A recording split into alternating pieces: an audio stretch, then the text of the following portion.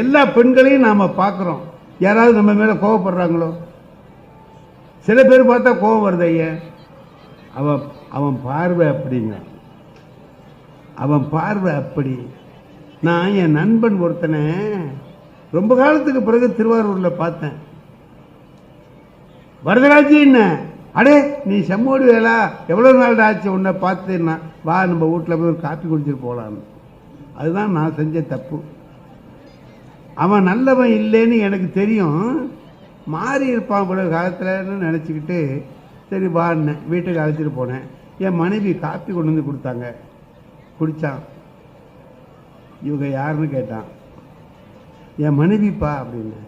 அன்னைக்கு தஞ்சாவூரில் பார்த்தோமே, அது யாருன்னா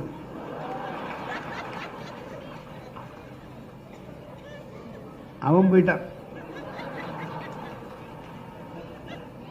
அதை சரி பண்ண 15 நாள் ஆச்சு. இப்ப என்னன்னா அவன் புத்தி அது வந்த இடத்துல ஏதாவது ஒரு அவன் முத்திரை வச்சுட்டு போகணும்ல, வந்ததுக்கு ஒரு அடையாளம் வைக்கணுமா இல்லையா? அது மாதிரி வைப்பான். நம்ம சில இடத்துல போகிறோம். இந்த ஒரு கடைக்கு போனேன், அவர் நகை கடை. வீடுகளில் பெண்களுக்கு உள்ள ஒரு பெரிய விஷயம் என்னன்னு கேட்டிங்கன்னா, இந்த நகையை மாற்றுறது கொள்வது இந்த மாதிரி வேலைகள் செய்வாங்க. எனக்கு அது பிடிக்காது தான், ஆனால் என்ன பண்ணுறது, அவங்களுக்கு பிடிக்குது. இந்த மோதிரம் பாருங்கள், யாராவது இந்த மாதிரி போட்டிருக்காங்களான்னு கேட்டாங்க. நான் எல்லாரையும் போய் பார்க்க முடியுமா மோதிரம் என்ன போட்டிருக்காங்கன்னு? அந்த எய்த் அவுட்டில் இருக்க அந்த கௌசல்யாவை பார்த்தீங்களான்னு. பார்த்தேனாலும் தப்பு தான், பார்க்கலைனாலும் தப்பு தான். இது கூட பார்க்கலையான்னு கேட்பேன். பார்த்தேன்னா இதே வேலை தானான்னு கேட்பேன். நான் என்ன பண்ணுறது? என்ன எனக்கு தெரியலப்பா, சொல்லு என்ன விஷயம்னு. இது மாதிரி மோதிரம் யாருமே இப்போ போடுறது இல்லைங்க, எல்லாம் புது மாடல் வந்துட்டுது. நீங்கள் ஒன்றும் எனக்கு செலவு பண்ண வேண்டாம். இது 1 பவுனு, இது அப்படியே கொடுத்துட்டு 1 பவுனில் வாங்கிட்டு வாங்க. இதில் என்ன வேறு மாடல் தானே வாங்க போகிறீங்க? இதை கேட்குற போது நமக்கு அதில் செலவு இல்லைன்னு தானே நினைக்கிறோம். ஒன்றும் இல்லை, 1 பவுனு, அதே 1 பவுனில் வாங்கிட்டு வர போகிறோம், வேறு மாடல் வாங்கிட்டு வர போகிறோம். இதை கொடுக்க வேண்டியது, அதை வாங்கிட்டு வர வேண்டியது. எனக்கு ரொம்ப பழக்கமானவர். நான் சொல்கிறது ஒரு 20 வருஷத்துக்கு முந்தி. நான் எப்பவும் போனால் அவர் கடையில் தான் உட்காந்து பேசுவேன். நகை கடை வச்சுருக்காரு. அவர்கிட்ட தான் நான் எதுவும் வாங்கிறது கொடுக்குறதெல்லாம் போவேன். அப்போ நான் அவர்கிட்ட போய் இந்த மோதிரத்தை கொடுத்தேன். என்ன மோதிரம் கொண்டு வந்துருக்கீங்கன்னாரு. இல்லை, இதை எடுத்துங்க, 1 பவுனில் வேற கொடுங்க அப்படின்னு. அதை எடுத்து அவர் என்ன பண்ணார், ஒரு கல் வச்சுருப்பார், இந்த இவ்வளோ பெருசு ஒரு கல், அதில் வறுக்கு வறுக்கு வறுக்கு வறுக்குன்னு தேய்க்கிறார்.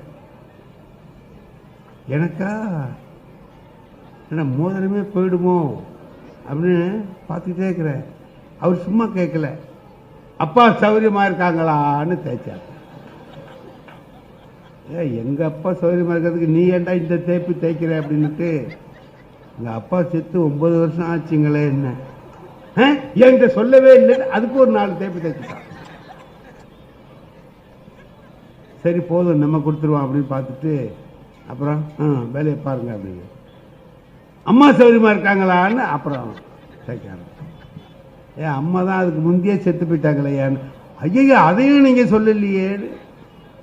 கடைசியில் பார்த்தா இது மாற்று சரியில்லை, என்ன இதெல்லாம் எடுத்துக்க முடியாது, நீங்கள் போங்க, உங்களுக்கு நான் 1 பவுனில் வேறு மோதிரம் தர்றேன், எடுத்துகிட்டு போங்க, இதை அப்புறமா பார்த்துக்கலான்னு சொன்னார். மோதிரத்தை கொடுத்தாரு. நான் சொன்னேன், மோதிரம் வேண்டாம். ஏன்னு? அந்த கல்லை கொடு. ஏன் சார், நான் இப்போ மோதிரத்தை விட கல்லை தானே ரொம்ப இருக்கு, அவ்வளவு தேய்ப்பு தேய்ச்சி விட்டேன், நீ இந்த கல்லை கொடு அப்படின்னு. ஒரு வியாபாரம் பண்றோம், ஒரு ரொம்ப நண்பர், சிறந்த நண்பர். அவர்கிட்ட நான் போகும்போது வியாபாரத்தை கூட அவர் என்கிட்ட செஞ்சாங்க கூட அந்த வியாபாரத்தை வியாபாரமா பண்ண நினைச்சாரே தவிர ஒரு தர்மத்தோடு செய்யணும்னு நினைக்கும். எங்க அப்பா சொன்னார், எங்க அப்பா துணிக்கடை வச்சிருந்தார் நாகூர்ல. நாங்கெல்லாம் திண்ணையில் படுத்திருப்போம். 20-30 வயது வரைக்கும் நான் அந்த கடையில் அவருக்கு துணையாக இருந்தேன். 5 மணிக்கு எழுப்பி விடுவார், விடிய காலம் 5 மணிக்கு. ஒரு துண்டு எடுத்துக்கிட்டு அடிப்பார். இதான் அவர் எழுப்புற முறை. துண்டை நல்லா முறுக்கிக்குவார், அதால் பொட்டேர்னு அடிப்பார். நான் அடி தாங்காமல் எது வரைக்கும் அடிப்பார்னா எழுந்திருக்கிற வரைக்கும் அடிப்பார். எழுந்திரிச்சா கடை திறக்கப்படாமல். தினம் இந்த மாதிரி நடக்கும். ஒரு நாள் ரொம்ப எனக்கு அலுப்பாக இருந்தது, கடை திறக்க போடான்னார். நான் கேட்டேன், ஏன்பா தூங்க விடாமல் இப்படி உயிரை வாங்குறீங்களே, காலையில் 6 மணிக்கெல்லாம் ஜவுளி கடையில் எல்லாம் வரிசையில் அணிக்கிறான் வாங்கிறதுக்கு. எவனாவது வருவானா ஜவுளி கடையில் துணி வாங்கிறதுக்கு? 6 மணிக்கு வருவானா? என்னையே தூங்க விடாமல் இந்த பாடுபடுத்துறீங்க அப்படின்னு நான் வருத்தமாக கேட்டேன். எங்கள் அப்பா அதுக்கு ஒரு பதில் சொன்னார். ஏய் எந்திரி, உன்னை காலையில் 6 மணிக்கு கடைக்கு அனுப்புறது எதுக்கு தெரியுமா? அங்கே வந்து வரிசையாக நிற்பான், எல்லாருக்கும் துணி கொடுக்கணுங்கிறதுக்காக அல்லடா. நாகூரில் தர்கா இருக்கு, அங்கே வந்து ராத்திரி படுத்திருப்பாங்க, காலையில் எழுந்திரிச்சு குளிக்க போவாங்க, துண்டு எடுக்க மறந்துட்டு வந்திருப்பாங்க. யாராவது கடை திறந்திருந்தா ஒரு துண்டு வாங்கலாம்னு நினச்சி வருவான். நீ கடை திறந்துருந்தீன்னா ஒரு துண்டு வாங்குவான், உனக்கு 2 ரூபா லாபம், அவனுக்கு உதவி. அந்த ஆளுக்கு நல்ல வேலை. இப்போ ஒருத்தர் கடை, ஏன்னா அதிகாலை 6 மணிக்கு யாரும் ஜவுளி கடை திறந்துருப்பாங்கன்னு நினைக்க முடியாது. 9 மணி 10 மணிக்கு மேலே தான் திறப்பாங்க. நீ 6 மணிக்கு திறந்திருந்தீன்னா நீ வெறும் வியாபாரம் பண்ணல, ஒரு உதவி செய்யற. சும்மா உதவி செய்யல, லாபத்தோடு தான் உதவி செய்யற. ஆனால் அந்த நேரத்தில் வேற கடை இல்லாததுனால நீ உதவுற. இது வியாபாரத்தில் ஒரு தர்மம்டா. எங்க அப்பா சொன்னது, ஒரு வியாபாரம் செய்யற பொழுது கூட அதுல ஒரு தர்மம். நாங்கெல்லாம் என்ன செய்வோம், கடையில் பனியை வாங்க வருவாங்க. பனியை வாங்க வந்தா 95 சென்டிமீட்டர் கொடுங்கன்னு கேட்பான். கை உள்ளது 95 சென்டிமீட்டர் பனியை கொடுன்னு கேட்குறான். நான் அங்கே போய் பார்க்குறேன், 90 தான் இருக்கு, 95 இல்லை. இது எங்கள் அப்பாவுக்கு தெரிஞ்சால் என்னை திட்டுவார். இல்லாத கொண்டு வந்து கொள்முதல் பண்ணி வைக்காம ஏன் இருந்தேன்னு கேட்பார். நான் அதுக்காக அவனை என்ன பண்ணுறேன், 90 எடுத்து காமிக்கிறேன். நான் 95 கேட்டேன், 90லங்க போட்டிருக்குமா. 90 தான் போட்டிருக்கோம், ஆனால் 95 மாதிரி இழுத்து பாருங்க, சரண நீளம். பனியனில் கையை விட்டு இழுத்தா நீளாமல் என்ன பண்ணும் அப்படிம்மா. அப்படியே வாங்க அப்படின்னு அவன் தலையில் அப்படியே போட்டு விட்டு அவன் கையை மடக்க முடியாமல் இப்படியே போவான். சில சமயத்தில் வருவான், அவன் கேட்கறது 80 கேட்பான், 85 இருக்கும், நம்மகிட்ட பெருசு இருக்கும் 80. அப்போ அவனுக்கு என்ன பண்ணுறது? என்னங்க 85 போட்டிருக்கு, 80 தானே எனக்கு. அப்படிதான், இதை தண்ணியில் போட்டிங்கன்னா சுருங்கிடும். இதை எங்கள் அப்பா பார்த்துக்கிட்டு வந்துட்டு சொல்லுவார், அருமையான ஒரு செய்தி சொல்லுவார். இப்போ வியாபாரம் பண்ணிட்டேன், இந்த வியாபாரம் பண்ணிட்டேன், ஆனால் இனிமே அந்த ஆள் நம்ம கடைக்கு வர மாட்டார். இன்னைக்கு பண்ணிட்டேன், வரமாட்டார். ஏன்? அதை பார்த்து இல்லாததை வாங்கிட்டு வந்து வைக்கிறதுக்கு உனக்கு துப்பு இல்லை, அதுக்காக வந்தவனை போட்டு கஷ்டப்படுத்திருக்கிய, இது நியாயமானு. வாழ்க்கையில் எதை செய்தாலும், நம்முடைய தொழிலையே செய்கிறோம் என்றாலும் அதிலும் ஒரு நேர்மை, அதில் ஒரு பண்பு. குடும்பம் நடத்துகிறோம். திருவள்ளுவர் சொன்னார், குடும்பம்னா என்னன்னு கேட்கிறார். ஆணும் பெண்ணுமா சேர்ந்து கணவன் மனைவியா மாதிரி நடத்துகிற குடும்பம் இருக்கே, அது எப்படி? அதுக்கு ஒரு உதாரணம் சொல்றார் திருவள்ளுவர். குடும்பம்ங்கிறது காவடி மாதிரிப்பான்னு. அவர் காலத்திலே காவடி இருந்திருக்கு, காவடி மாதிரிங்கிறார். என்ன காவடியில் விசேஷம் அப்படின்னா, அதை தோளில் வச்சா நிற்கணும், இந்த பக்கமோ அந்த பக்கமோ சாயக்கூடாது. அப்போ எப்படி சாயாமல் இருக்கும்னா, 2 பக்கமும் எடை சமமாக இருந்தால் சாயம். பால் காவடி கொண்டு போகிறோம், இங்கே அரைப்படி பால் இருந்தால் இங்கே அரைப்படி பால். ஒரு இடத்துல அரைப்படி, ஒரு இடத்துல காப்படி இருந்ததுன்னா சாஞ்சிடும், அரைப்படி இருக்கிற இடத்துல சாஞ்சிடும். திருவள்ளுவர் சொல்றார், ஒரு தலையான் இன்னாது காமம். குடும்பத்தில் கணவனும் மனைவியுமாக வாழுகிற பொழுது ஒருத்தர் மட்டும் அன்பு செலுத்தி இன்னொருத்தர் அன்பு செலுத்தாமல் இருந்தால் அது கொடிமையானது, கொடியது. ஒருதலையான் இன்னாது காமம் காப்போல காவடியை போல இருதலையானும் இனிது. ரெண்டு பேரும் சமமாக அன்பு செலுத்தினால், எப்படி ரெண்டு சமமா இருந்தா தோல்ல காவடி நிற்கும். அதோட இல்ல, காவடி வெயிட்டா இருக்காது, பாரமா இருக்காது. சில பேர் சொல்றான் பாருங்க, எப்படிங்க இருக்கு குடும்பம்னா, அது ஏங்க குடும்ப பாரம், குடும்ப பாரம்ங்கிறான். எப்ப பாரமாச்சு? இவர் அன்பு செலுத்துறார், அவங்க அன்பு செலுத்தல. நான் ஒன்று சொல்லியிருப்பேன், நீங்க கூட எல்லாத்தையும் பார்த்துருப்பீங்க. என்னுடைய முதல் இரவே எனக்கு ஒரு பாடம். ஒரு மனுஷனுடைய முதல் இரவு அவனுக்கு பாடமா அமையுமா? எனக்கு அமைஞ்சது. அன்னைக்கு திருமணம், அன்னைக்கே எனக்கு முதல் இரவு. என் நண்பர்கள்லாம் வந்து உட்காந்துக்கிட்டு கிண்டல் கேலி பண்றான். அது செய்வான், செஞ்சிட்டு இருக்கான். நிறைய பேர் நிறைய யோசனை சொல்றான். எனக்கு அவன் எவனுக்கு கல்யாணம் ஆகல, இன்னும் அவன் முறை எனக்கு கல்யாணம் யோசனை சொல்றான். அதுல ஒருத்தன் நல்ல யோசனை சொன்னான், முதல்ல நீ தான் பேசணும், மனைவி பேச மாட்டாங்க, நீ பேசுற போது நல்ல விஷயமா பேசு, உன் குடும்பத்தை பத்தியும் அந்த குடும்பத்தை பத்தியும் நல்ல எண்ணம் உண்டாகிற மாதிரி நல்ல செய்தியை முதல்ல பேச ஆரம்பி அப்படின்னு சொன்னேன். நான் அதுக்கு வேண்டிய டயலாக்லாம் தயார் பண்ணிக்கிட்டு போறேன். ஆனா எனக்கு அதுக்கு அவசியமே இல்லை. அவங்க என் மனைவியே முதல்ல பேசிட்டாங்க. என்ன பேசினாங்கன்னா, உலகத்தில் நான் எவ்வளோதோ பொம்பளைங்களை பார்த்துருக்கேன், ஆனால் உங்க அம்மா மாதிரி ஒரு ராட்சசி உலகத்திலேயே இல்லை.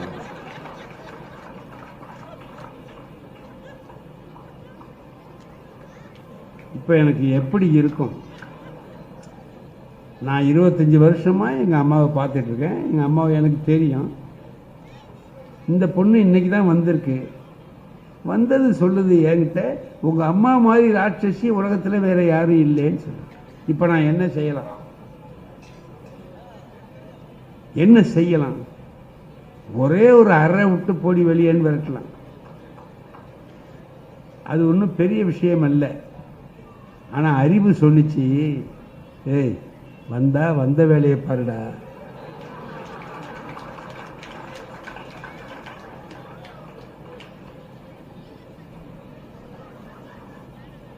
வந்த வேலையை விட்டுட்டு வேற வேலை பார்க்காத, உலகம் ஒன்று திட்டம். சரின்னு நான் என்ன பண்ணேன், ஆமா நீ சொல்றது ரொம்ப கரெக்டு தான், நானும் கவனிச்சுட்டு தான் இருக்கேன்ட்டேன். சரி, மறுநாள் காலையில் எங்கள் அம்மா கிட்ட சொல்கிறேன், அம்மா உன்னை பற்றி அவள் அப்படி சொன்னாம்மா. இதுக்கு எங்கள் அம்மாவுக்கு ஏதாவது கவலை பண்ணணும் அல்லது ஆத்திரப்படணும்ல. அவ சொன்னது இருக்கட்டும், நீ என்ன பண்ணேன்னு.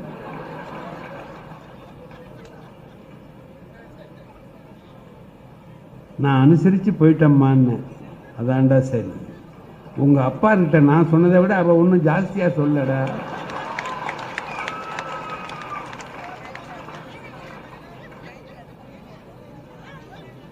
பாருங்க, இது நடந்தது இல்லை. இப்போ நான் அந்த மனைவியை என்ன நினைக்கணும்? இவ நிச்சயமா எங்க அம்மா கூட சண்டை போட்டுக்கிட்டே இருப்பா, ஏன்னா வந்த அன்னைக்கு ராட்சசின்ட்டு வர்ற. ஆனா சார், ஒரு 2 மாசம் கூட ஆகல, எங்க அம்மாவும் என் மனைவியும் ரொம்ப 4 மருமகள், நாங்க 4 பேர் அண்ணன் தம்பி, 4 மருமகள்ல என் மனைவி கிட்ட ரொம்ப அன்பா இருப்பாங்க. இது எப்படி மாறுச்சு? யாரும் சொல்லியிருக்காங்க மாமியா அண்ணா கொடுமையா இருப்பாங்க. அந்த எண்ணத்தோட வந்தது என் மனைவி முதல்ல பேசினது. ஆனால் எங்க அம்மா நடந்துகிட்ட முறை, என் மனைவி நடந்துகிட்ட முறை, 2 பேரும் நடந்து கொண்ட முறையினால என்ன ஆச்சுன்னா, அது நல்ல நட்பாக மாறிட்டு. குடும்பம்னா அதுதான். 2 பேரும் சமமான அன்பு செலுத்துகிற போது அந்த அன்புக்கு நிகர் வேற எதுவுமே இல்லை. வாழ்க்கையே அப்படிதான் இருக்கும். நான் சிலப்பதிகாரத்திலேருந்து ஒரே ஒரு காட்சி சொல்லி என்னுடைய பேச்சை முடிச்சுட்டு ஐயா பேச்ச கேட்க நான் ஆர்வமாக இருக்கேன். நீங்கள் எல்லாரும் எப்படி இருக்கீங்கன்னு எனக்கு தெரியும். உங்கள் மனசு எனக்கு தெரியும். கண்ணகி அவ வாழ்க்கையை பார்த்தீங்கன்னா கஷ்டம் தானே. எடுத்துக்கலாமா? பரவாயில்ல. ஏன்னா நீங்கள் தான் சொல்லணும். ஏன்னா பேசிகிட்டு இருக்கும்போது சீட்டு கொடுக்க போகிறவரும் அவர் தான்.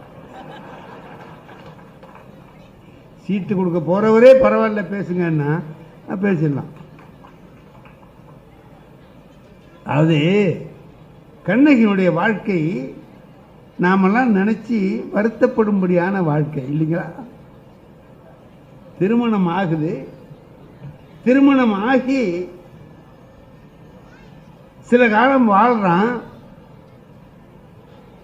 பாம்பு ஒன்றோடு ஒன்று பிணைந்து கிடப்பது போல கண்ணகியும் கோவலனும் இணைந்து வாழ்ந்தார்கள் இளங்கோவடிகள். அப்படி சிறப்பா வாழ்ந்தவன் ஒரு நாள் அந்த நாட்டியத்தை பார்க்கிறான். இந்த நாட்டியத்தை பார்க்கிற போது ஒன்று வச்சுங்க,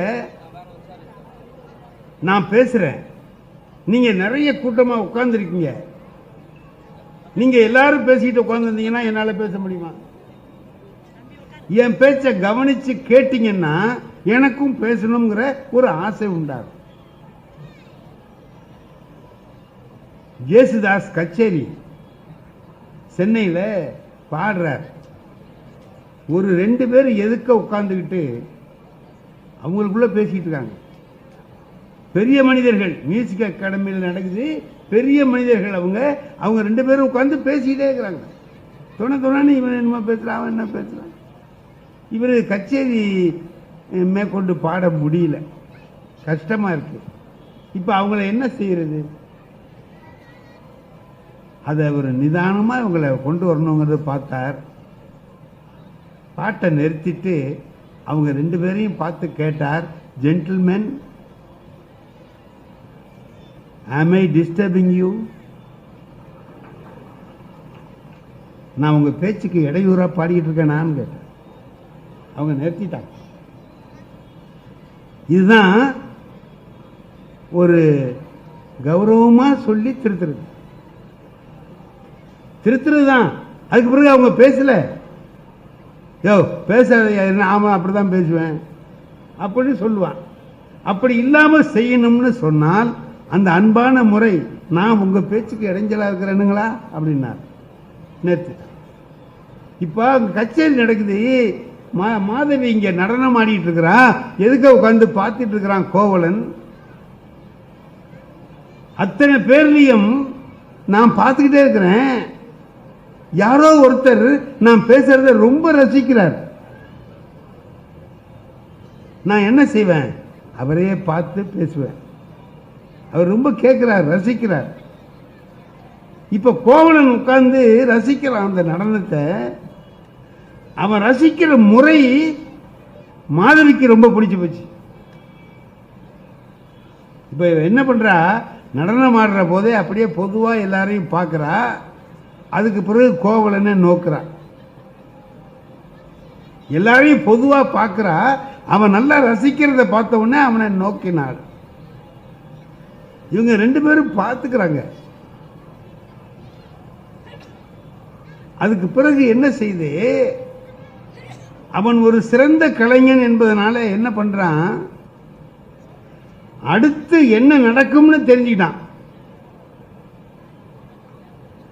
நகர நம்பியர் திரிதரு மருகில் நடனம் முடிஞ்சு போச்சு.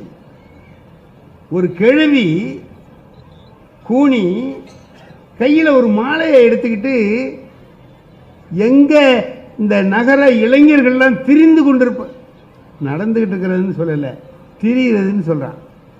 திரிகிறதுக்கு நடந்துக்கிட்டு போறதுக்கு வித்தியாசம் இருக்குல்லங்க. ஏன்டா திரியிறேம்மா? ஒரு நோக்கம் இல்லாமல் போறது வர்றது. எதுக்கு போறோம் எதுக்கு வரோம்னு தெரியாது. ஆனால் நம்ம சில பேர் என்ன செய்வோம்னா, எப்போதுமே பொய் சொல்றது நமக்கு ஒரு பழக்கம். பையை எடுத்துக்கிட்டு கீழே இறங்குறேன் வீட்டில இருந்து. எதுக்க வர்றவர் கேட்கிறார், எங்க கடத்தருக்கான்னு கேட்கிறார். நான் என்னங்க சொல்லணும்? ஆமா கடத்தருக்குன்னு சொல்ல வேண்டியதானே, என் வாயில வராது இல்லை இல்லை காய்கறி வாங்க போகிறேன். இல்லை எதுக்கு சொன்னேன்? நீ சொன்ன இல்லை தேவையில்லாதது தானே. அது மாதிரி இப்போ அங்கே என்ன பண்ணுறான் தெரியுறான்.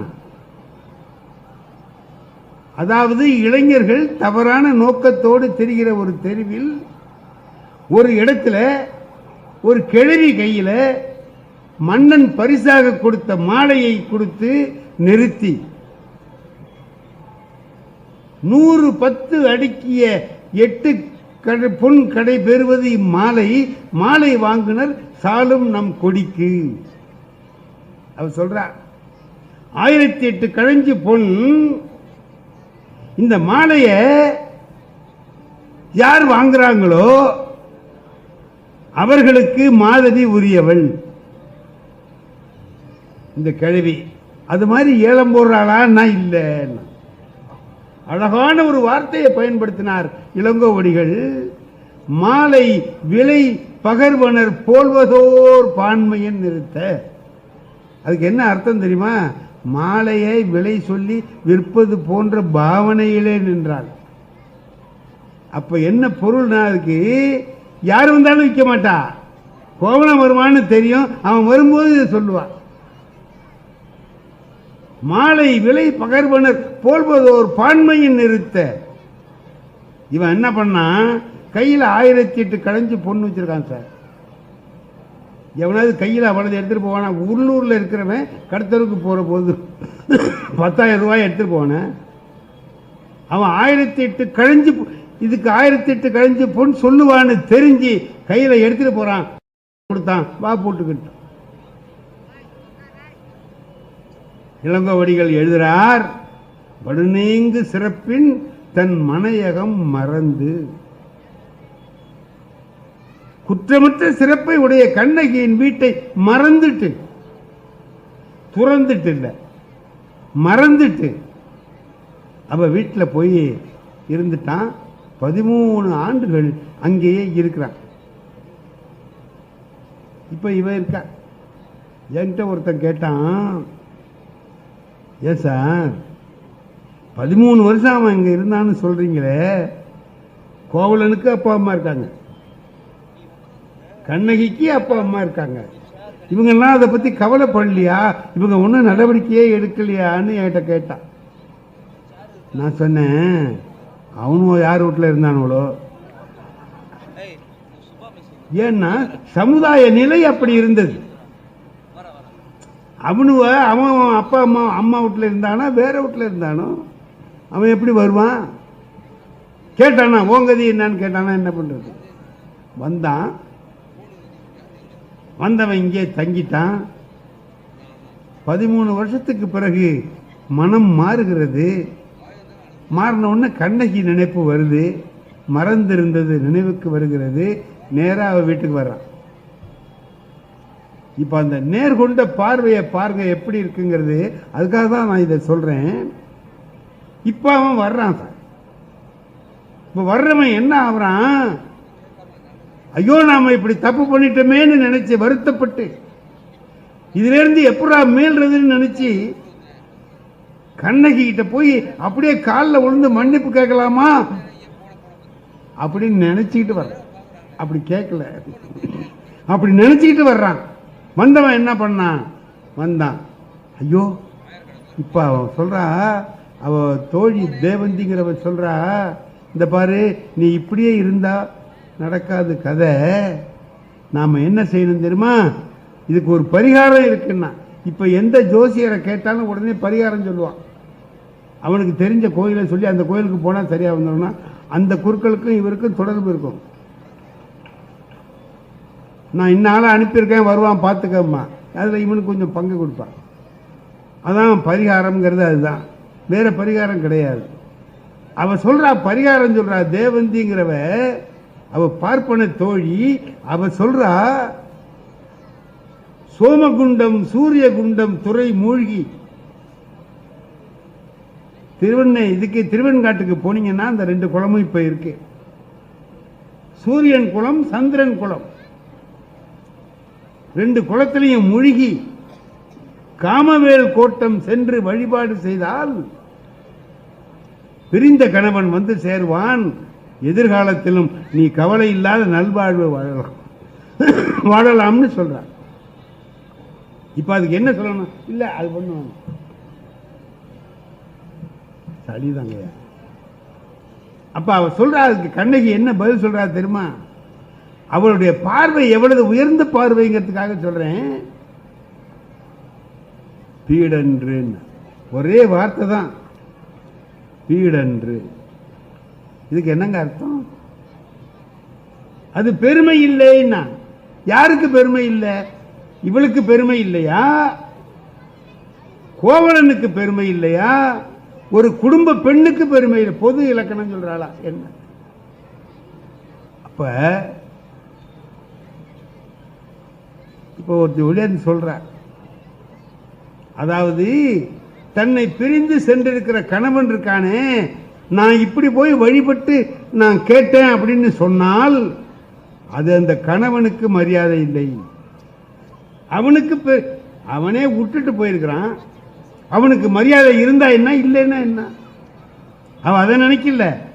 வீடு அன்று பெருமை இல்லை பொதுவா சொன்னான். இப்போ ஒரு வேலைக்காரி ஒடியாடுறா, அங்க அந்த வேலைக்காரி பணிப்பெண் ஒடியாந்து சொல்றா, காவலன் போலும் கோவலன் நம் கடைத்தலையான்.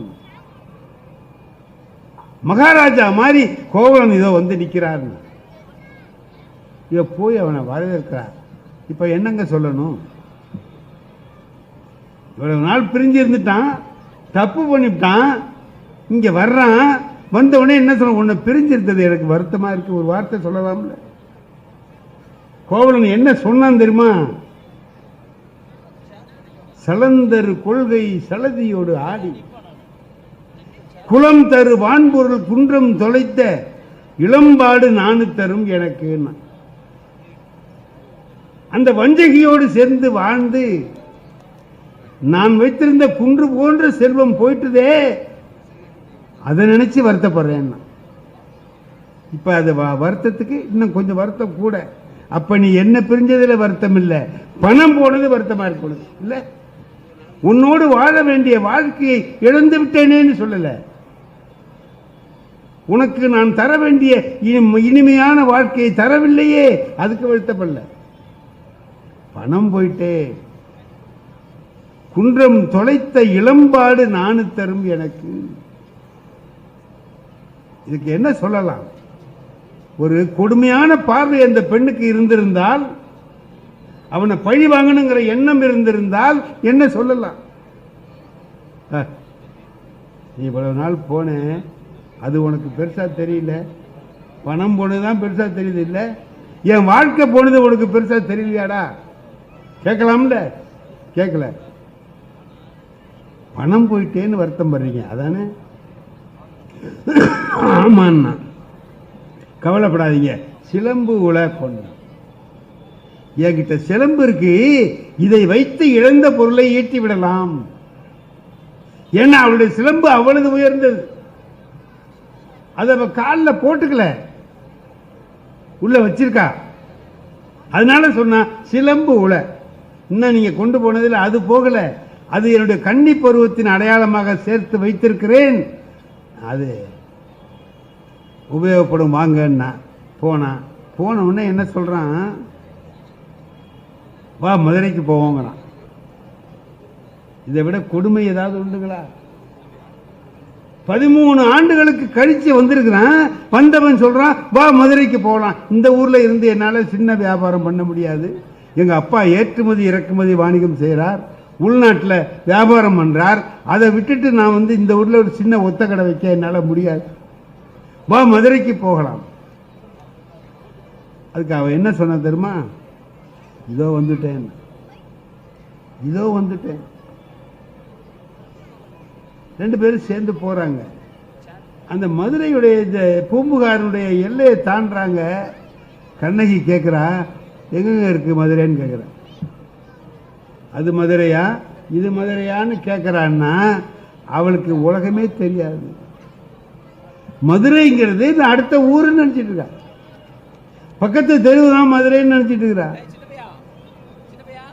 மதுரை மூதூர் யாது, எது மதுரை மூதூர் அப்படின்னு அவ கேட்கிறா. அவனுக்கு அழுக வருது. எப்படிப்பட்ட மனைவியை பிரிஞ்சிருந்திருக்க. அழைச்சிட்டு போகிறான். அவளுடைய கொடுமை பாருங்க.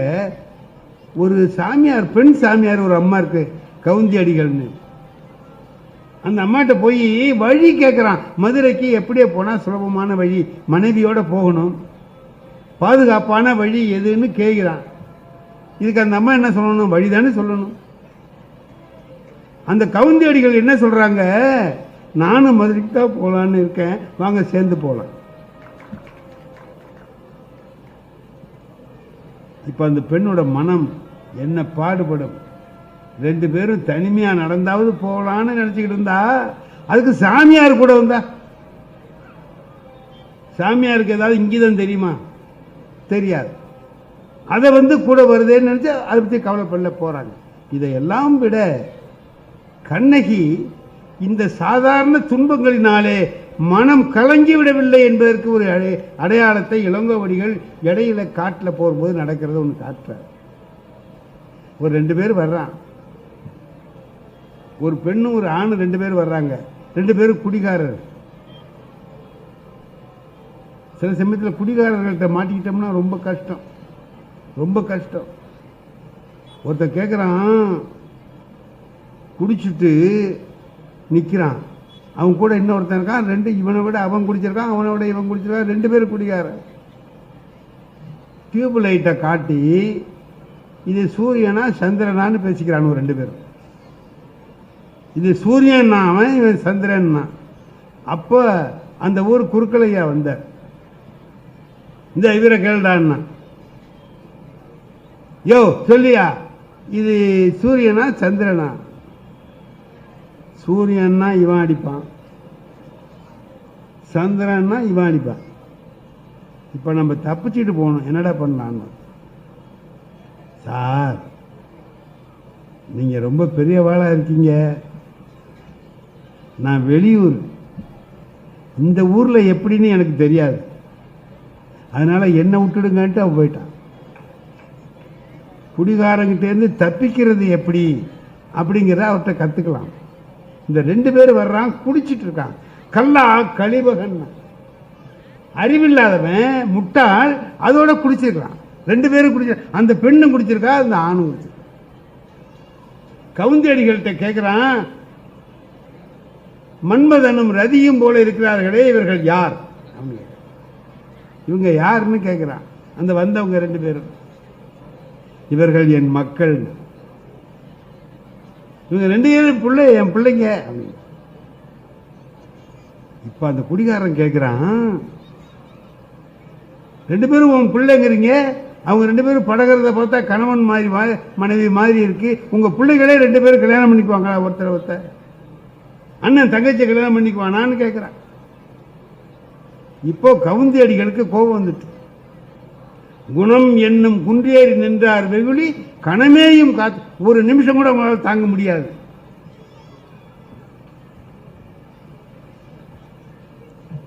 அது ஒரு நிமிஷம் கூட தாங்க முடியாது. அந்த அம்மா உடனே மனசுக்குள்ளேயே சாபம் விட்டது, முள்ளுடை காட்டில் முதுநெறி ஆகுக. எப்ப நீ என்கிட்ட இந்த மாதிரி கேட்டியோ, இந்த காட்டில் கிழட்டு நெறியா போய் அலைவாயாக அப்படின்னு சாபம் கொடுத்துட்டாங்க.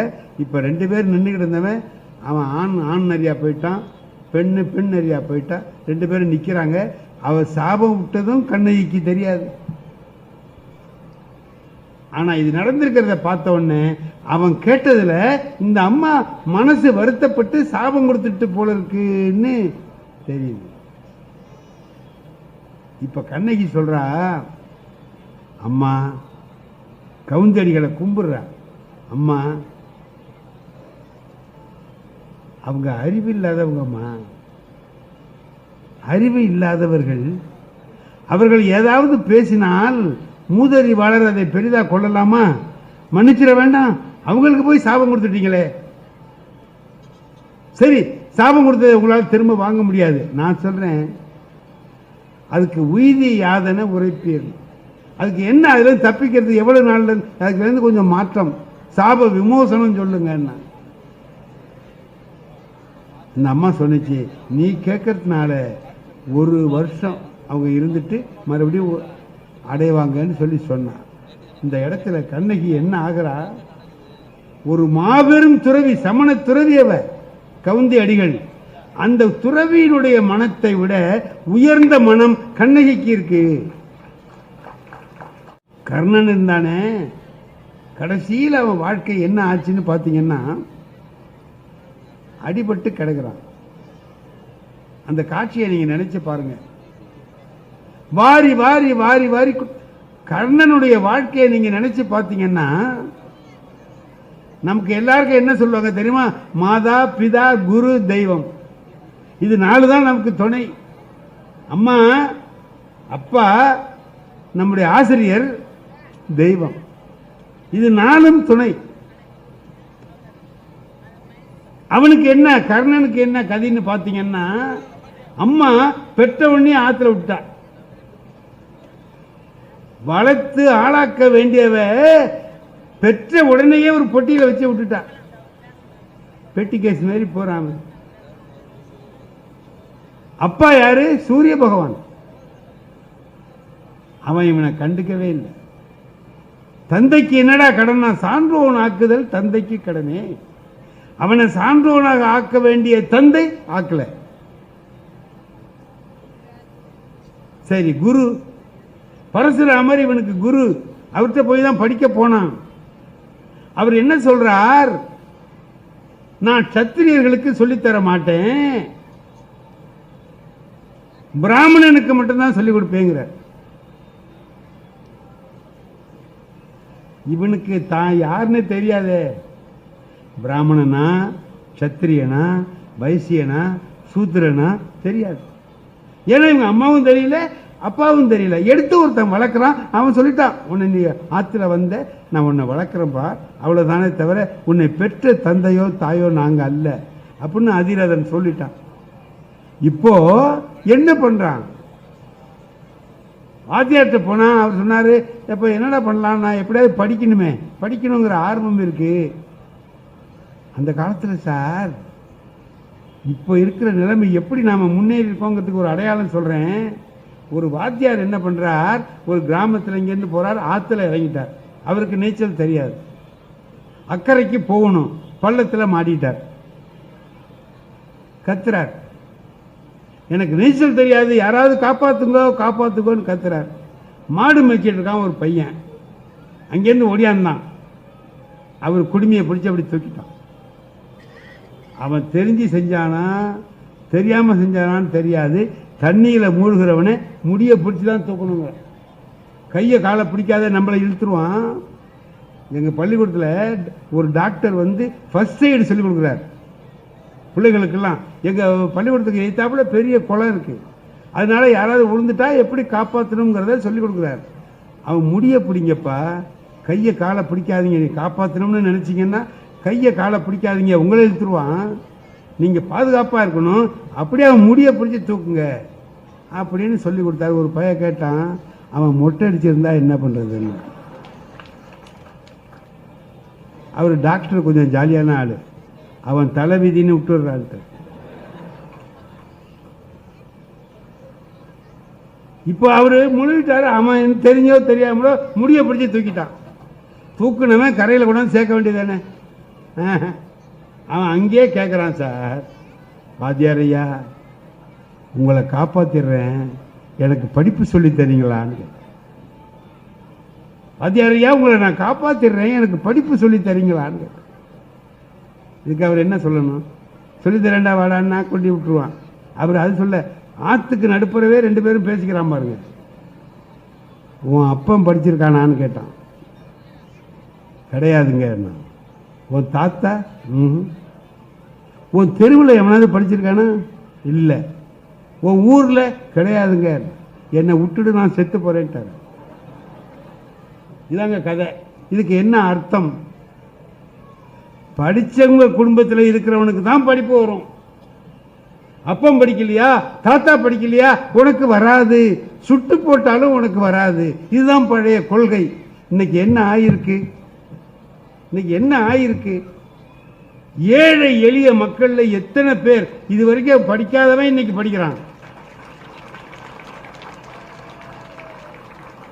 நான் பணியாற்றிய பள்ளிக்கூடத்தில் இந்த சென்ற ஆண்டு அந்த 12வது வகுப்புல அந்த மாவட்டத்திலேயே முதல் மாணவனா வந்தவன் ஒரு நரிக்குறவர் இனத்தை சேர்ந்த பையன்.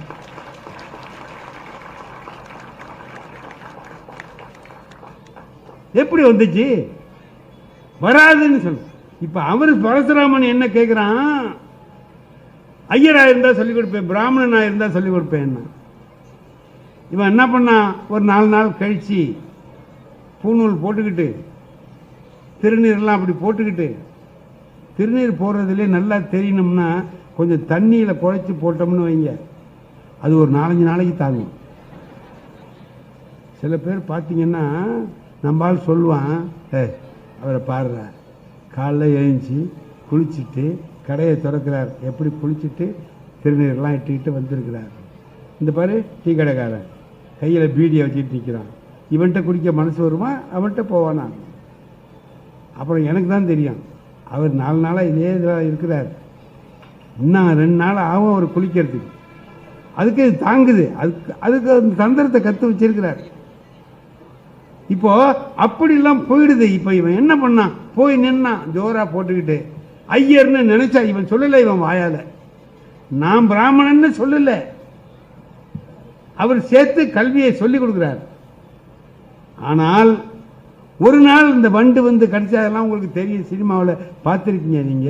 வண்டு கடிச்சது, ரத்தம் வந்தது, அது அவர் மேலே தூங்குற வாத்தியார் பையன் தலையில மடியில் தலையை வச்சு படுத்து தூங்குறாருங்க. எவ்வளவு நம்பிக்கை இருந்தால் தூங்குவார்? மாணவன் மேலே நம்பிக்கை இருக்கு. நம்ம இந்த காலத்தில் எந்த மாணவன் மடியிலையும் தலையை வச்சு படுக்க முடியாது. சௌரியமா போச்சுறான்னு வேலையை முடிச்சிருவான்.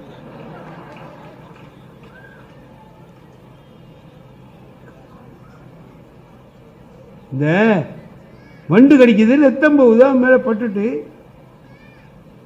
அவர் முடிச்சுக்கிட்டு சொல்றார், ஒரு பிராமணனா இருந்தா இவ்வளவு கடுமையான ஒரு துன்பத்தை தாங்கிக்க மாட்டான். நீ சத்திரியன், எப்ப நீ இதை தாங்கிட்டியோ அப்ப நீ சத்திரியன். ஆகவே இதுவரை நான் சொல்லிக் கொடுத்தது எதுவும் உனக்கு பலிக்காது, போ. வாத்தியார் அம்மா ஆத்துல விட்டா, அப்பன் கவனிக்கவே இல்லை. வாத்தியார் சொல்லி கொடுத்தது பயன்படாது போட்டார். தெய்வம் தான் மிச்சம். தெய்வமாவது காப்பாற்றணும் இல்லையா? யாரு? கிருஷ்ண பரமாத்மா தான் தெய்வம். அவர் என்ன பண்றார்? கடைசி நேரம் அடிபட்டு கிடக்கிறான், உடம்பு பூரா அம்பு. வில்லிபுத்தூர் ஆழ்வார் சொல்றார், அப்பா மாதிரி இருந்தாங்க. அப்பா யாரு? சூரியன். சூரிய கதிர்கள் எப்படி இப்படி போகுமோ அது மாதிரி அம்புகள் இருக்கு, அதுல ரத்தம் பாஞ்சு ஓடுது. அப்படி கிடக்கான், எழுந்திருக்க முடியல. இப்ப அர்ஜுனன் கேட்கிறான் கிருஷ்ண பரமாத்மா கிட்ட, கிருஷ்ணா இவ்வளவு அம்பு போட்டிருக்கேன் சாவ மாட்டேங்கிறானே, இவ்வளவு அம்பு போட்டிருக்கேன் சாவலியடாவே அப்படின்னா. கண்ணன் சொன்னான், அவன் சாவ மாட்டான்டான். அவன் சாவ மாட்டான். ஏனென்றால் அவன் செய்த தர்மங்கள் அவனை காப்பாற்றி கொண்டிருக்கு. தர்மம் தலை காக்கும்ங்கிறது இதுதான். அவ்வளவு தர்மம் பண்ணிருக்கான்டா அவன். அப்ப என்னதான் பண்றது? அவனை சாகடிக்க ஒன்னால முடியாது. நான் பார்க்கிறேன், காப்பாற்ற வேண்டிய கடவுள் இப்ப என்ன பண்றார்? அவனை உயிரை போக்குறதுக்கு வர்றார். அவன் கதையை பார்த்தீங்களா?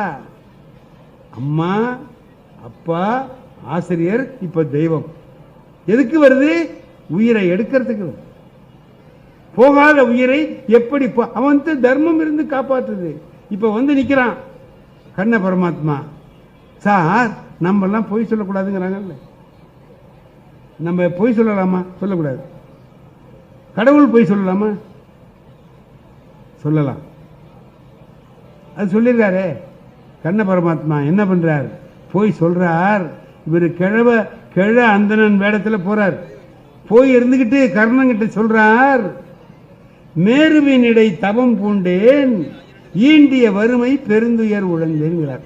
மேருமலையில தவம் பண்ணிட்டு இருந்தேன், இப்பதான் தேர்ல இருந்து இறங்கி வர்றான்.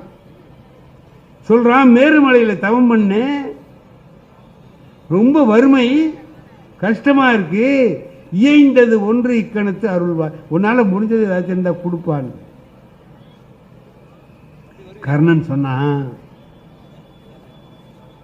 ஆவியோ நிலையில் கலங்கி, என் உயிர் கலங்கி போயிருக்குடா, ஆவியோ நிலையில் கலங்கியது யாக்கை அகத்ததோ, இந்த உயிர் உடம்புக்கு உள்ள இருக்கா வெளியில இருக்கான்னு தெரியலப்பா, உள்ள இருந்தா வாங்கியிருக்கிற அடிக்கு நேரம் போயிருக்கணும், இந்த உயிர் போகலையே,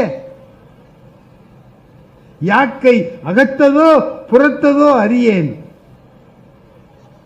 இப்போ நீ கேட்கிறியே, பாவியேன் வேண்டும் பொருள் எல்லாம் நயக்கும் பக்குவம் தன்னில் வந்திலையால், யார் எது கேட்டாலும் கொடுத்துக்கிட்டு இருந்தேன், நீ அப்ப வரலடா பாவி நான். இதுல ஒரு அருமையான விஷயம் என்னன்னு கேட்டீங்கன்னா, இப்போ அவர் இருக்கிறார், அவர் என்ன பண்றாரு, கோபிநாத் என்கிட்ட ஒரு 1000 ரூபாய் கொடுங்கிறார், ஒரு 1000 ரூபாய் பணம் இருந்தா கொடுங்க சார், கேட்க மாட்டாரு, கேட்கிறார்.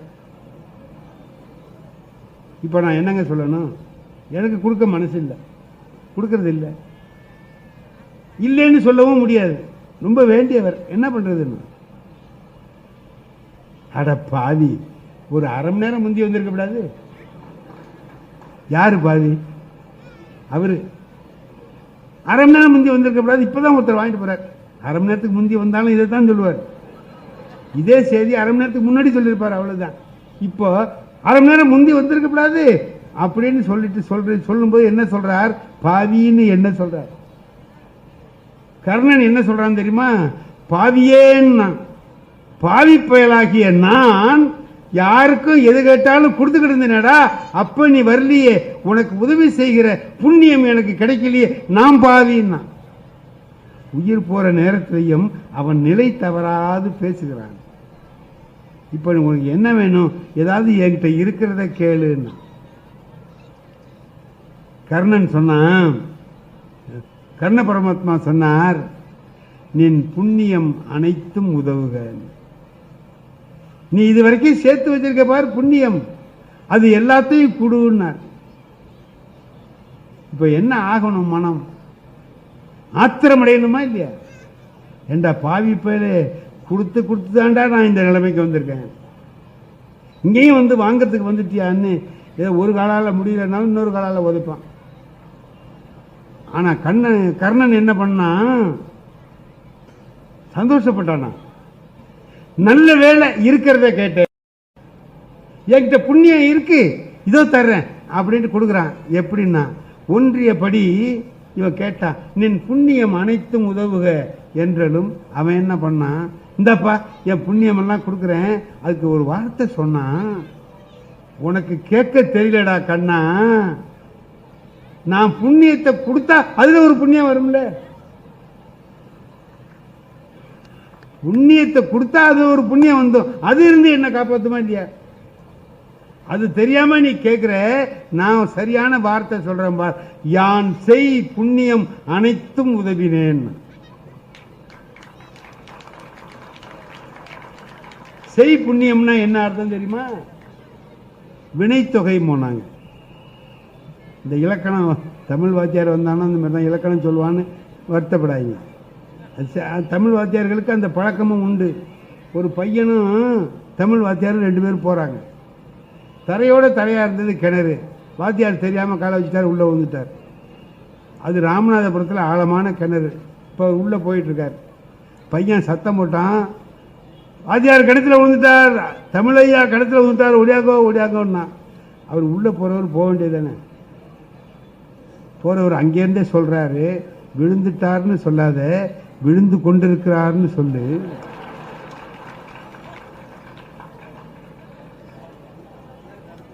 விழுந்துட்டார்னா அது இறந்த காலம்டா, நிகழ்காலத்தில் சொல்லு, எழுந்து கொண்டிருக்கிறார்னு சொல்லுன்ட்டு சாவும் போது இலக்கணம் படித்து சாவலைகிறார். அவன் என்ன பண்ணா, செய் புண்ணியம்னா. செய் புண்ணியம்னா என்ன தெரியுமா அர்த்தம்? ஊறுகாய்ங்கிறோம்ல, நேற்று ஊறிய காய், இப்போது ஊறுகிற காய், நாளைக்கும் ஊறப்போகிற காய். சுடுகாடு, நேற்று சுட்ட காடு, இன்னைக்கு சுடுற காடு, 3 காலத்துக்கும் பொதுவாக வரக்கூடியதுதான் வினைத்தொகை. அவன் சொன்னான், நீ கேட்ட புண்ணியத்தை கொடுக்குறேன், கொடுக்குற புண்ணியத்தினால இன்னொரு புண்ணியம் வருமாறு அதையும் சேர்த்து தரேன்டா வாய்க்கடான்னு. இதுதான் அவனுடைய நேர்கொண்ட பார்வை. வாழ்க்கையில இழந்ததை பற்றி நினைக்கவில்லை, கொடுத்தான். இப்ப அவன் என்ன ஆனான் தெரியுமா? என்ன ஆனா, கொடுன்னா கொடுத்தான். சும்மா கொடுத்தா பத்தாது, தாரை வார்த்து கொடுக்கணும்டா, நீர் போட்டு நீர் ஊற்றி கொடுக்கணும். கொடுன்னா எங்க இருக்கு? நீர் இல்லையே. போர்க்களத்தில் ஏதுடா தண்ணி? பார்த்தான், அவன் மார்புல பாய்ந்திருந்த ஒரு அம்பை பிடுங்கினான், ரத்தம் கொட்டுச்சு. அதால இந்த எடுத்துக்கிட்ட புண்ணியம் அனைத்தும் உதவினேன், கொள்கை நீ. வாங்க வந்த கிருஷ்ண பரமாத்மா இந்த ரத்தம் அவன் கையில பட்ட உடனே அவனுக்கு புத்தி மாறிட்டு, மனிதன் ஆண்டவனையே மாற்றி விடுவான்ங்கிறதுக்கு இது ஒரு இடம். இவன் ரத்தத்தை கையில வாங்கின உடனே அவன் மனசு மாறிச்சு. அவன் கேட்டான், உனக்கு என்ன வேணும்னு கேட்டான். சார், மேருவினடை தவம் பூண்டேன், ஏண்டிய வறுமையில வாடுறேன், ஏதாவது கொடுன்னு கேட்டுட்டு வந்தவன் உனக்கு என்ன வேணும்னு கேட்கலாமா? இப்போ நம்ம வீட்டுக்கு பிச்சைக்காரர் வராருங்க, பிச்சைக்காரர் வராரு, அவருக்கு நம்ம கொடுக்குறோம். எங்கள் வீட்டு அம்மா இருக்கிற பழசெல்லாம் எடுத்து கொடுக்கும். ஒரு 4 நாளைக்கு முந்தி உள்ளது, 5 நாளைக்கு முந்தி உள்ளது, இன்னைக்கு கொண்டு போட போகுது. அவன் கேட்குறான், ஏம்மா அந்த முந்தி அன்றைக்கெல்லாம் போட்டி அதே மாதிரி பழையது தானே? ஆமாம், அது நீ அங்கேயே வச்சுக்க, உங்கள் ஐயாவுக்கு போடு அப்படின்னு சொல்லிட்டு போயிட்டான்னா ஒன்றும் இல்லை. அப்புறம் ஒரு வார்த்தை கேட்குறான், நான் போகிற இடத்துல இட்லி தோசை கிடைச்சா கொண்டாந்து தரவான்னு கேட்டாங்க. ஒரு மனுஷனுக்கு அவமானம்ங்கிறது, ஒரு ஆண் மகனுக்கு என்னடா அவமானம்னா, ராவணனுக்கு அவமானம் எப்போ வந்தது தெரியுமா? எப்பவும் இல்லை, கடைசியில இந்திரஜித்து சொன்னான், ஆதலால் அஞ்சினேன் என்று அருளலை ஆசைதான சீதைபால் விடுதியாயின் அன்னவர் சீற்றம் தீர்வர் போதலும் புரிவர் காதலால் உரைத்தேன். ஒரு மனிதனுக்கு அவமானம் என்னுடைய மகன் எனக்கு அறிவுரை சொல்வதுதான். ராவணனுக்கு அவன் மகன் அறிவுரை சொன்னான், அதற்கு பிறகும் அவனால தாங்க முடியவில்லை. இப்ப என்ன பண்றான்? அவன் கேட்கிறான், என்னடான்னா, இந்த இதை எல்லாத்தையும் சேர்த்து கொடுத்தேன் வாங்கிக்கோன்னா. வாங்கிக்கிட்டு கண்ணன் சொன்னான், உனக்கு என்ன வேணும் சார்?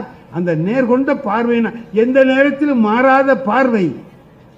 திருவள்ளுவர் ஒன்று சொல்றார், அறிவுனா என்ன? மலர்தலும் கூம்பலும் இல்லது அறிவுன்னார். ஒரு சமயத்தில் மலர்ச்சி, ஒரு சமயத்தில் கூம்பல் இல்லாம இருக்கிறது தாண்டா அறிவு. சந்தோஷம், பணம் வந்தா குஷி, இல்லைன்னா அழுக, அது கிடையாது. எப்பவும் ஒரே மாதிரி இருக்கணும். பாரதியார் மாதிரி நேர்கொண்ட பார்வைக்கு ஒரு அடையாளம்னா அது பாரதி தான். அவனுக்கு எப்பவுமே கவலை இல்லை. சிங்கத்துக்கிட்ட போறான், சிங்கத்துக்கிட்ட பேசுறான் சார். அவன் திருவனந்தபுரம் மிருக காட்சி சாலையில் போய் சிங்கத்தை போய் தடை கொடுக்குறான். எவனா செய்வானா? அவன் செய்யறான். அவன் நல்ல கவிஞன், கவிதை உள்ளத்திலே வாழ்வான். அவன் சொன்னான், நீ காட்டுக்கு ராஜா, நான் பாட்டுக்கு ராஜான்னு தடவுறான். அவன் மனைவி செல்லம்மா பாரதி அங்கே நின்றுக்கிட்டு இருந்தவங்க அப்படியே சாமியை கும்பிட்றாங்களாம். அந்த சிங்கத்துக்காவது நல்ல புத்தியை கொடுன்னாங்க. இவனுக்கு வராது, சிங்கத்துக்காவது நல்ல புத்தியை கொடு. இப்ப அவன் வாங்கிட்டு என்ன கேட்டான்? உனக்கு என்ன வேணும்னு கேட்டான் கிருஷ்ண பரமாத்மா. அப்ப அவன் என்ன கேட்கணும்? தனக்கு உள்ளது ஏதாவது கேட்கலாம். அவன் கேட்டான், இன்னும் உற்பவம் உண்டு ஆயினும் இல்லை என்று இறப்போர்க்கு இல்லை என்று உரையா இதயம் நீ அளித்தருள். எனக்கு ஒன்னே ஒன்று கொடுப்பா, அடுத்த பிறவி இருக்கக்கூடாது. ஒரு கால் இருந்தால் அந்த பிறவியிலேயும் என்னிடம் இல்லை என்று யாராவது கேட்டால் நான் இல்லை என்று சொல்லக்கூடாது. அப்படி கொடுக்கிற மனசை கொடு. பணம் கேட்கலவன், அப்படி கொடுக்கிற மனசை கொடு அப்படின்னா. கண்ணன் என்ன பண்ணான் தெரியுமா? இந்த பார், தெரிஞ்சு போச்சு உனக்கு நான் யாருன்னு தெரிஞ்சு போச்சு. ரைட், ஈகையும் செல்வமும் எய்தி முக்தியும் பெரிதி முடிவில் என்றார். நமக்கெல்லாம் ஒரு பெரிய பாடம். இறைவனிடத்திலே சென்று நல்லதை கேட்டால் இறைவன் 1க்கு 3 கொடுப்பான். கெட்டது கேட்டா உள்ளதையும் பிடிங்கிட்டு போயிடுவான். இவன் என்ன கேட்டான்? மனம் கொடுன்னு கேட்டான். அவன் சொன்னா மனசும் கொடுத்தேன், கொடுக்கறதுக்கு பணமும் கொடுத்தேன், எல்லாத்தையும் கொடுத்துட்டு கடைசியில வீடு பேர் அடையலாம் அதையும் தருகிறேன்னு சொல்லிட்டு அவன் போனான். இந்த இடத்துல பார்த்தீங்கன்னா கர்ணன் கண்ண பரமாத்மா ரெண்டு பேரையும் பார்த்தீங்கன்னா ரெண்டு பேர்ல யார் வெற்றி பெற்றார்? கர்ணன் தான் வெற்றி பெற்றான். கர்ணன் தான் வெற்றி பெற்றான். கண்ண பரமாத்மா என்ன நினைச்சிட்டு போனாரோ அது நடக்கல. அது நடக்கலைன்னா அதை விட மேல நடந்தது. ஆகையினாலே நேர்கொண்ட பார்வை என்பது வேறு ஒன்றுமில்லை, நம்முடைய நிலை தவறாத பார்வை. ஒரு பெண் நிமிர்ந்த நன்னடை, நேர்கொண்ட பார்வை, நிலத்தில் யாருக்கும் அஞ்சாத நெறிகள், திமிர்ந்த ஞானச்செருக்கு, இவைகளெல்லாம் நிறைந்திருப்பதால் செம்மை மாதர் திரும்புவது இல்லையாம். ஆகையினாலே நம்முடைய பெண்களுக்கு மட்டும் சொன்னது அல்ல இது. இந்த நேர்கொண்ட பார்வை என்பது பெண்களுக்கு மட்டுமல்ல, ஆண்களுக்கும் தான். பார்வையிலே ஒரு நேர்மை இருக்க வேண்டும். அந்த நேர்மையினாலே நல்ல பார்வையை பெற்றவர்களாக நாம் விளங்கினோமானால் நம்முடைய வாழ்க்கையில் செம்மை. கர்ணன் நல்லா இல்லை, அடிபட்டு செத்து போறான். ஆனா பாருங்க, கர்ணனுடைய வாழ்க்கையில நாம் கற்றுக்கொள்ள வேண்டியது, கண்ணகி துன்பப்பட்டா என்ன ஆச்சு? இன்னைக்கு கண்ணகியை தான் நாம பேசுறோம். கர்ணன் கடைசியில கிடந்து சாவுறான், பரமாத்மா வந்து உயிரை எடுக்கிறார், சரி. ஆனால் மகாபாரதத்தில் 4 பேர் கெட்டவர்கள், துஷ்ட சதுஷ்டர்கள். 4 பேர் கெட்டவர்கள். யார் யாருன்னா துரியோதனன், சகுனி, துச்சாதனன், கர்ணன். இந்த கர்ணனை 4 பேர்ல ஒருத்தனா சொல்றான். ஆனால் அந்த கர்ணனை உலகமே இன்று பாராட்டுகிறது. என்ன காரணம் என்றால் அவனுடைய அந்த பார்வை. சமுதாயத்தில் எல்லாரும் எனக்கு உதவல, யாருமே எனக்கு உதவல, அம்மா உதவல, அப்பா உதவல, தெய்வம் உதவல, குருநாதர் உதவல, யாரும் உதவல, பரவாயில்லை நானாகவே வர்றேன் பார் அப்படின்னு கொடையின் மூலமாக அவன் சிறந்த மனிதனாக வந்து நின்றான். அவனுடைய வாழ்க்கை நமக்கு ஒரு பாடம் என்பதை சொல்லி நான் வந்து இவ்வளவு நேரம் பேச மாட்டேன். ஆனால் இந்த சீட்டு கொடுத்தவர் மட்டும் ஒன்று சொல்லிட்டார். நாங்கள் பேசிக்கிட்டு இருக்கும்போது சில பேர் சோடா கொண்டு வைக்கிற மாதிரி வருவாங்க. சோடா வைக்க வரல, வச்சுவிட்டு நைஸாக சொல்லுவார், இதோட முடிச்சுக்கிறது தான் மரியாதை.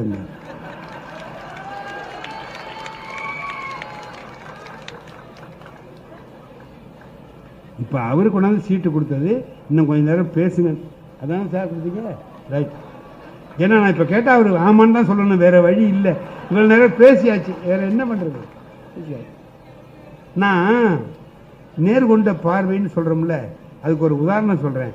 நான் திருக்குறள் வகுப்பு நடத்தினதை ரொம்ப பேருக்கு தெரியும், எல்லாரும் யூடியூப்பில் பார்த்துட்டீங்க. அதை சொல்லணுங்கிறார் அவர். நான் என்ன பண்ணுறது? சொல்லவா சார்? ஒரு அனுமதி கேட்டுட்டோம்னா சொன்னதே சொன்னாங்கிற கெட்ட பேர் வராது. அதுக்காக தான் என்ன திருக்குறள் வகுப்பு நடத்த சொல்லி ஒரு 2 பேர் எங்கள் தெருவில் உள்ளவன் வற்புறுத்தினான். அவன் 2 பேரும் நல்ல உணவை வருவான், யாரையாவது இழுத்துட்டு போய் எதையாவது மாட்டி விட்டுட்டு அவன் போயிடுவான். இது எனக்கு தெரியும். அவன் ஒரு நாள் எங்கள் வீட்டுக்கு அவன் 2 பேரும் வந்தான். ஐயா நல்லா இருக்கீங்களா? நல்லா இருக்கேன், நீ வர்ற வரைக்கும் நல்லா தான் இருக்கேன், நீ வந்த பிறகு என்ன ஆகுங்கிறது தான் தெரியல. ஒன்றும் கவலைப்படாதீங்க, நீங்கள் எங்களுக்கெல்லாம் திருக்குறள் வகுப்பு நடத்துங்க, ஞாயிற்றுக்கிழமை அன்னைக்கு காலையில். இன்னும் அவன் என்கிட்ட சொல்லவும் இல்லை, இப்போ தான் சொல்கிறான். அவன் எல்லாம் சொல்கிறான். நம்ம பக்கத்தில் இருக்கிற பழனியாண்டவர் கோயிலில் காலையில் 10லேருந்து 12 வரைக்கும் நீங்கள் நடத்தணும். சரி, அந்த ஈவோ கிட்டையெல்லாம் பர்மிஷன் வாங்கியாச்சு அப்படின்னு. சரிப்பா நடத்துகிறேன் அப்படின்னு. எத்தனை பேர் வருவீங்க? நாங்கள் 49 பேர் அதில் சேர்ந்துருக்கோம் சார். லிஸ்ட்டு கொடுக்குறான். நான் ஒரு 40 பக்கம் நோட்டில் எல்லாத்தையும் எழுதி 49 பேரையும் போட்டு இவனுக்கு ஒவ்வொரு வாரமும் அட்டெண்டன்ஸ் போடுறது, வாத்தியாராக இருந்தவன்ல அட்டெண்டன்ஸ் போடுறதுக்கெல்லாம் கற்றுக்கிட்டு முதல் வாரம் போனேன். சரியாக 49 பேர் இருந்தாங்க. நான் சொன்னேன், இன்னைக்கு வந்தது பெருசு இல்லை, தவறாமல் ஒவ்வொரு வாரமும் வரணும். நான் என் வேலையெல்லாம் விட்டுட்டு வர்றேன், இங்கே திருக்குறள் நடத்தணுங்கிறதுக்காக வர்றேன், நீங்களும் அது மாதிரி வாங்க வர்றேன். அப்புறம் பார்த்தா யாராவது வரலன்னா எனக்கு கோபம் வந்துடும். அத்தனை பேர் வருவீங்களா? வரணும் சார், உங்களை நாங்கள் தானே அழைச்சிட்டு வந்துருக்கோம், நீங்கள் எங்களுக்கு கண்டிஷன்லாம் போகிறீங்க. 49 பேர் வந்துட்டா எல்லாருக்கும் அட்டண்டன்ஸ் எல்லாம் போட்டேன். கடவுள் வாழ்த்து அதிகாரம் நடத்தியாச்சு. அடுத்தது வான் சிறப்பு அதிகாரம் அடுத்த வாரம் நடத்துகிறேன் வாங்க. மறு வாரம் போனால் சார் 13 பேர் தான் உட்காந்துருக்கான். ஒரு 36 பேர் நல்ல. நான் 13 பேர்கிட்ட கேட்டேன், எங்கேயா அந்த 36 பேர் என்ன? அவங்க எங்கேயோ போயிருக்காங்க, நீங்கள் நடத்துங்க சார். நான் போன வாரம் என்ன சொன்னீங்க சார், வராமல் இருக்கக்கூடாது, அதெல்லாம் நீங்கள் சொன்னீங்க, அதெல்லாம் சரிதான். அவனுக்கு ஒரு முக்கியமான வேலை போயிட்டானு. இப்போ எனக்கு கோவம் வந்துட்டு, முக்கியமான வேலையாக போயிருக்கான்னா திருக்குறளை முக்கியம் இல்லைன்னு முடிவு பண்ணிட்டான். அப்போ இந்த 13 பேர் ஏன் வந்திருக்கான்னா வேற வேலை இல்லாததுனால. என்ன எப்படி வச்சிருக்கான்னா வேலை இல்லாதவங்களுக்கு ஒரு தலைவன் மாதிரி வச்சிருக்கான். நான் பார்த்தேன், இந்த பாரு, நான் எங்கேயும் கூப்பிட்டாங்கனாலும் போகாமல் நான் இங்கே வர்றேன், இதுக்கு வரணுமேன்னு. நீங்கள் வேலை இருக்குன்னு போனீங்கன்னா அப்புறம் நானும் போயிடுறேன், நான் எங்கேயாவது போகிறேன். உங்களுக்கு ஆர்வம் இல்லைங்க போது நான் மட்டும் ஏண்டா வரணும், வேண்டாம் போ அப்படி இப்படின்னேன். அவங்க ஒன்றும் சொல்லலை. வான் சிறப்பாக நீங்கள் வந்துட்டீங்க, நடத்துகிறேன்னு நடத்திட்டேன், நடத்தி முடிச்சாச்சு. எல்லோரும் கலைய போகிறாங்க. செவத்தி கண்ணன்னு எங்கள் தெருவில் ஒரு பெரிய வசதியான ஆள், நல்ல மனுஷன். அவர் சொன்னார், தம்பி என்னார், ஏன்ன நாங்கள்லாம் திருக்குறளில் போய் படிக்க போகிறோமா புத்தகத்தை எடுத்து, நீங்கள் சொல்கிறீங்க 4 வார்த்தை நல்ல வார்த்தை காதில் விழுவுது, இது நல்லது கிடைக்குதுன்னு நினச்சி சந்தோஷப்பட்டேன், வரலைங்கிறீங்க. இவனும் வரலைங்கிறதுக்காக நீங்கள் நிறுத்துறீங்களா? உங்களுக்கு என்ன வேணும்? கூட்டம் வேணாம் தானே?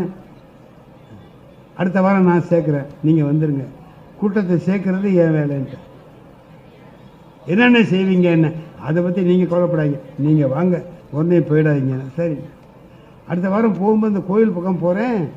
சனிக்கிழமை அன்னைக்கு ஒரு போர்டு வச்சுருக்காரு சார், செவத்திக்கண்ண என்ன வச்சுருக்கிறார், என்ன எழுதியிருக்காரு அதில், நாளை ஞாயிற்றுக்கிழமை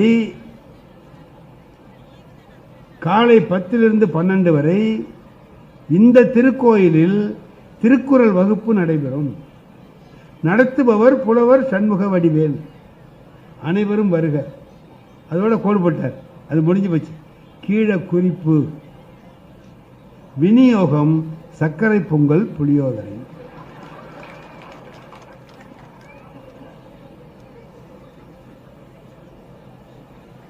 நான் பார்த்தேன், இதான் கூட்டம் சேர்க்கிறேன்னு சொன்னார் போல இருக்கு. சரி போனால் போய் எப்படியா வந்தால் சார் தான் அப்படின்ட்டு நான் போயிட்டேன். மறுநாள் காலையில் 10 மணிக்கு அந்த கோயிலுக்குள்ளே போகலான்னு போகிறேன் சார். அங்கே நுழைஞ்சு இங்கே வரணும் மேடைக்கு, அங்கேருந்து நுழைய முடியல சார், கூட்டம். அது ஒரு 100 பேர் உட்காரலாம் அந்த மண்டபத்தில், ஒரு 200 பேர் இடித்து உட்காந்துருக்கான். ஒருத்தன் தொடையில் ஒருத்தன் தொடையை ஏற்றி வச்சு உட்காந்துருக்கான். எனக்கு உள்ளே நுழையவே இடம் இல்லை. அங்கே இருந்தவன்கிட்ட சொன்னேன், கொஞ்சம் இடம் கொடுங்கப்பா உள்ளே போகிறேன் அப்படின்னு. அதுக்கு அங்கே உட்கார்ந்த ஆள் சொன்னார், யோ இங்கேயே உட்காரியா, இங்கேயே உட்காரியான்னு. ஏயா இங்கே உட்கார், இங்கேயும் வரும் உட்காரு. என்னையா வரும்? இந்த பாரு 2 அண்டாவில் வச்சுருக்காரு, எங்கே போய்டும்?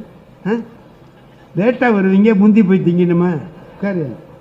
ஆஹா, நம்மளை சோறு திங்க ஆளுன்னு வந்து முடிவு பண்ணிவிட்டான் அவன் அப்படின்ட்டு நான் இப்படியே என்ன பண்ணேன், ஐயா நான் தான் திருக்குறள் நடத்தணும் அப்படின்னேன். அதுக்கு அவன் சொன்னான், அந்த ஆள் இதே மாதிரி சொல்லிட்டு தான் 7-8 பேர் உள்ளே போயிட்டாங்க.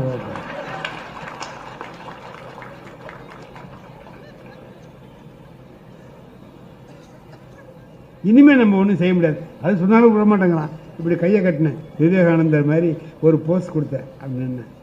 செவத்திக்கண்ணன் என்ன இங்கே இருக்கார், தம்பி கூட்டம் இல்லை, நீங்கள் வந்துட்டுல வகுப்பை ஆரம்பிக்க வேண்டியதானே, அங்கே நிற்கிறீங்க.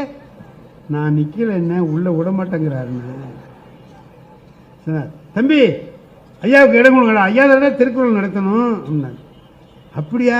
அங்கே உட்காந்து சொல்கிறேன், நீங்கள் தான் நடத்தணுமா சார்? யோ நான் சொன்னேன், அதுக்கெல்லாம் போயிட்டுருக்கு, நீங்கள் போங்க புள்ள அப்படின்னா. நவுந்துக்கிட்டு தலையிலெல்லாம் காலை வச்சு வர்றேன். இடையில ஒருத்தர் கேட்குறான், ஐயா நீங்கள் தான் திருக்குறள் நடத்த போகிறீங்களான்னு. ஆமாம், கொஞ்சம் விறுவிறுன்னு நடத்துங்க.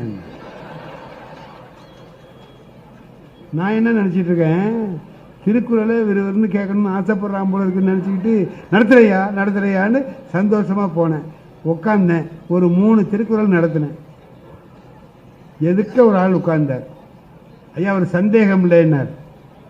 பாடம் நடத்துகிறவங்களுக்கு எதுக்க உட்காந்துருக்கவங்க சந்தேகம் கேட்டால் ரொம்ப மகிழ்ச்சியாக இருக்கும். கவனிச்சிருக்காரு, அதனால தானே சந்தேகம் கேட்குறாருன்னு நினைப்போம். சந்தேகம்னார்.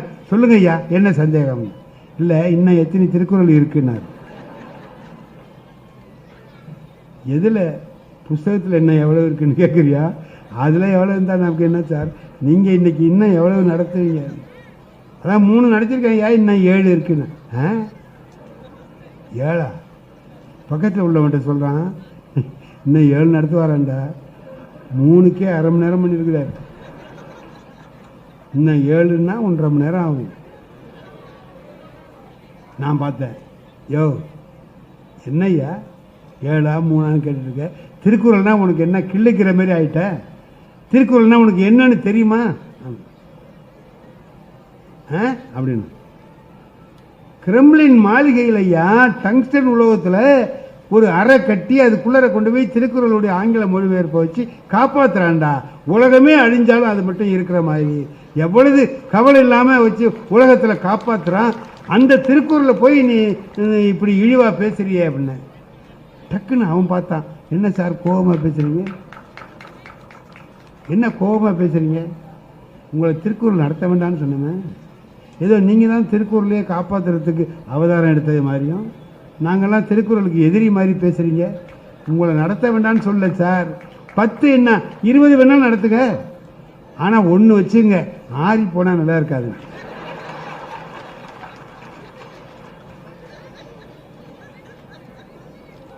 எனக்கு அப்பவும் உரைக்கல சார். நீ எதை சொல்கிற? திருக்குறளையான்னு ஆடையா சார்? அது 2000 வருஷமாக ஆறாதது இன்னமே ஆறிட போகுது, அது ஒன்றும் கிடையாது. ஆனால் இந்த சக்கரை பொங்கல் மட்டும் சார் ஆறி போனால் நல்லா இருக்கு. நான் சொன்னேன், உனக்கு திருக்குறளை விட சக்கரை அவன் சொன்னான், திருக்குறளையும் சக்கரை பொங்கலையும் ஒன்றோட ஒன்று பொருத்தி பார்க்காதீங்க சார், கம்பேர் பண்ணாதீங்க சார். திருக்குறள் வேறு, சக்கரை பொங்கல். திருக்குறள் இருக்கே சார், எத்தனை வருஷம் நீங்கள்? 2000 வருஷம். ஒரு எழுத்து மாறி இருக்கா சார்? அகர முதல அப்படியே இருக்கு. ஆனால் சக்கரை பொங்கல் அப்படி இல்லை சார். இப்போ உள்ள டேஸ்ட்டு 1 மணி நேரம் கழிச்சு இருக்காது. அதனால் நீங்கள் என்ன செய்கிறீங்க, முதல்ல அதை சாப்பிட்டுடுவோம், அப்புறம் நீங்கள் நடத்துக்கண்டாம். நீங்கள் நடத்துங்க, அவரு போயிடுவார் சாப்பிட்டு, நீங்கள் நடத்துங்க. நான் சொன்னேன், அண்ணே கொடுத்துருங்க அண்ணே, இதுக்கு மேலே தாங்காது, கொடுங்கன்னு. அப்படியே கொடுத்துட்டாங்க. 3 குறள் தான் நடந்திருக்கு, எல்லாத்தையும் கொடுத்தாச்சு, எல்லாம் சாப்பிட்டான். நான் இப்போ சாப்பிட்டுட்டு இருக்கும்போதே சொன்னேன், ஐயா நான் நடத்துறது ரொம்ப விரிவாக இருக்குன்னு நினச்சிங்கன்னா ஒரு யோசனை சொல்லுங்கள், இதை எப்படி நடத்தலாம்னு. குறள் அதுக்கு பொருள் அவ்வளோ மட்டும் நீ சொன்னால் போருமா? சொல்லுங்கள், எப்படி வேணால் சுருக்கமாக நடத்தணும்னாலும் நடத்தலாம், நீங்கள் யோசனை சொல்லிட்டு போங்க என்ன. ஒருத்தர் சாப்பிட்டுட்டு கையெல்லாம் கழுவிட்டு யோசனை கேட்டீங்களே என்ன. ஆமாம் சொல்லு என்ன. சக்கரை பொங்க புளியோதரையெல்லாம் இருக்கிற போது கொஞ்சம் சுண்டல் சேர்த்தா நல்லா இருக்கும். அவரோட யோசனை அன்னைக்கு நிறுத்தினது தான் திருக்குறள் வகுப்பு. ஆகையினால திருக்குறள் வகுப்பை சொல்லிட்டேன் ஐயா, அதனால குறையில்லை. எவ்வாறு எல்லாருக்கும் என்னுடைய உளமார்ந்த நன்றியையும் வணக்கத்தையும் சொல்லி விடுகிறது.